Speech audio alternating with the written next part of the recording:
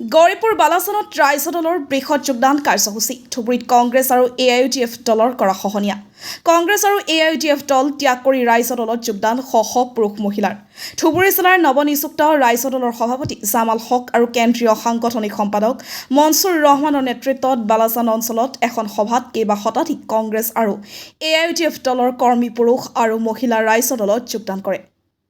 কংগ্ৰেছ আৰু AIUDF দলৰ পৰা ৰাইজে বিচৰা মতে মূল সমস্যা সমাধান নোপোৱাৰ বাবে ৰাইজৰ দলত যোগদান কৰিব লগা হৈছে।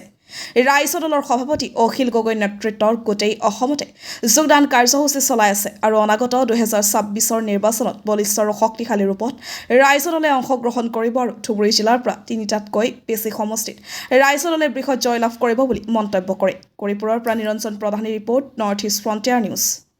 নিশ্চয়কৈ আমি গোটেই অসমৰ লগতে ধুবুৰী জিলাত ৰাইজৰ দলৰ প্ৰতি আমাৰ সাধাৰণ ৰাইজে বৰ্তমান সজাগ আৰু সচেতন হৈছে। বিগত দিনবোৰত কোনোবাই কংগ্ৰেছ AIUDFক সমৰ্থন কৰি আছিল যদিও তেওঁলোকৰ পৰা যিখিনি আমাৰ মূল সমস্যাৰ সমাধানৰ আশা কৰিছিলে সেই সমস্যাবোৰ সমাধান নোহোৱাৰ কাৰণে ইতিমধ্যে ৰাইজে স্বতঃস্ফূৰ্তভাৱে ওলাই আহি ৰাইজৰ দলত যোগদান কৰি আছে। বিশেষকৈ ক'বলৈ গ'লে বৰ্তমান যোৱা লোকসভা নিৰ্বাচনৰ পিছৰ পৰা আমাৰ ধুবুৰী জিলাৰ ৰাইজখিনি যথেষ্ট সজাগ আৰু সচেতন হৈছে। এইকাৰণেই কৈছোঁ ইতিমধ্যে অখিল গগৈ ডাঙৰীয়াৰ নেতৃত্বৰ প্ৰতি আস্থা প্ৰকাশ কৰি আমাৰ ধুবুৰী জিলাৰ বিভিন্ন অঞ্চলত প্ৰতিদিনে কম বেছি পৰিমাণে ৰাইজৰ দলত যোগদান হৈ আছে। তাৰ বাবে ৰাইজৰ দলত যোগদান কৰা প্ৰতিজন ব্যক্তিকে আমি আন্তৰিকভাৱে ধন্যবাদ জ্ঞাপন কৰিছোঁ আৰু আগন্তুক দিনত ৰাইজৰ দলে যে ধুবুৰী জিলাখনত এক বলিষ্ঠ ভূমিকা গ্ৰহণ কৰিব, শক্তিশালী ৰূপত অৱতীৰ্ণ হ'ব, এই কথা আমি কোনেও নুই কৰিব নোৱাৰে। কিয়নো আমাৰ ৰাইজৰ দলৰ যিবোৰ আমাৰ সাংগঠনিক বন্ধু আছে, আমাৰ সতীৰ্থ বন্ধুসকলে আমি দিনেই নিশাই ধুবুৰী জিলাৰ বিভিন্ন অঞ্চলত কাম কৰি আছোঁ আৰু ইতিমধ্যে পঞ্চায়ত কমিটিবোৰ আমি শক্তিশালী ৰূপত বনাই আছোঁ, আপোনালোকে নিশ্চয় গম পাইছে। আৰু আগন্তুক পঞ্চায়ত নিৰ্বাচনৰ প্ৰতি লক্ষ্য ৰাখি আমি বিভিন্ন অঞ্চলত কাম কৰি আছোঁ। ইতিমধ্যে ইয়াৰ পৰা এটা কথা আমি অনুমান কৰিব পাৰিছোঁ যে ধুবুৰী জিলাৰ ৰাইজে ৰাজনৈতিকভাৱে যথেষ্ট সজাগ আৰু তেওঁলোকে ৰাজনৈতিকভাৱে বিশ্লেষণ কৰি প্ৰতিদিনে মানে তেওঁলোকে ৰাইজৰ দলত যোগদান কৰি আছে। তাৰ বাবে আমি ধন্যবাদ জ্ঞাপন কৰিছোঁ যে উচিতভাৱে পাম বুলি আমি আশাবাদী। গোটেই অসমীয়া কম বেছি যিহেতু আমি এতিয়া বিৰোধী ঐক্যমঞ্চৰ লগত ঐক্যবদ্ধ হৈ আছোঁ, এইটো আমি সন্মিলনৰ মাজত আমি বিচাৰোঁ। কাৰণ যিহেতু আমাৰ সকলোৰে লক্ষ্য উদ্দেশ্য এটাই যে বিজেপিৰ যি সাম্প্ৰদায়িক শক্তি, বিজেপিৰ সাম্প্ৰদায়িক শক্তিক উৎখাত কৰিবলৈ হ'লে বিৰোধী ঐক্যমঞ্চই একেলগে যুঁজ দিব লাগিব।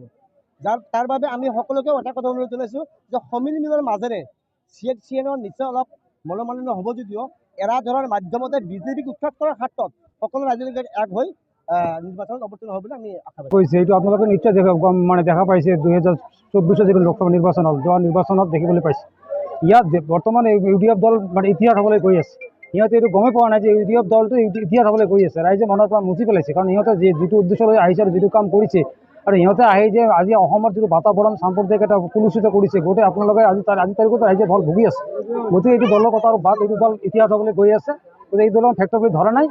আমাৰ মূল কথাটো হৈছে যে আমি আমাৰ যিহেতু বিৰোধী ঐক্য মঞ্চত আমি আছোঁ, গতিকে ৰাইজে কংগ্ৰেছৰ লগত আমাৰ যিটো সম্বন্ধ আছে, গতিকে কংগ্ৰেছে বিচাৰিব সমষ্টি, আমিও বিচাৰিম।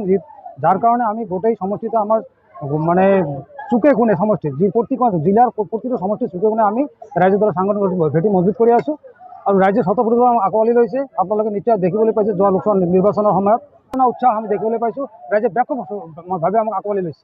যিটো কথা কৈ সিহঁতে ৰাজপথত বহিছিল বা যিটো ক্ষমতা লৈছিল বা ৰাইজৰ ভোট লৈছিল, এইটো টোটেলি ফেইল মাৰিছে, টোটেলি ব্যৰ্থ হৈছে। যাৰ কাৰণে ৰাইজে স্বতঃস্ফূৰ্তভাৱে সিহঁতক প্ৰত্যাখ্যান কৰিছে।